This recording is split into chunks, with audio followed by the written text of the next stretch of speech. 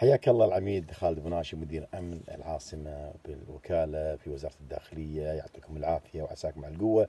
واحنا يعني رسالة شكر تستاهلونها والله أنكم ما قصرتوا، وجميع الجهات الحكومية بهذه الفعاليات.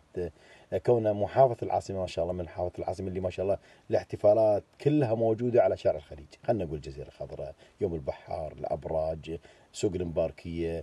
فيعني الحديث كبير جدا، ودنا نتكلم عن يعني غدا ان شاء الله. تفضل زميلتي مريم ان بكره راح يكون ان شاء الله تسكير واقلاق جزئي لشارع الخليج العربي، حتى نعرف المستمع الكريم وين يصفت سيارته، شو الباصات اللي راح تاخذه، شو الطريقه اللي هو يقدر يوصل الى هذه الاحتفاليات بكل راحه وبكل اطمئنان. وتواجدكم انتم ما شاء الله المتميز في شارع الخليج. تفضل سعاده العميد. من فضلك حبيبي، ان شاء الله باذن الله راح يصير تذكير من السفاره البريطانيه بكره ان شاء الله لغايه الجزيره الخضراء. طبعا هذا ممنوع دخول السيارات. طبعا يصير تذكير من الساعه 4 العصر ان شاء الله باذن الله.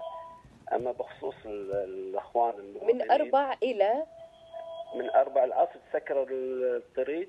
نعم من الجزيره الخضراء لغايه السفاره البريطانيه. نعم نعم. طبعا هني ممنوع دخول السيارات خير شر.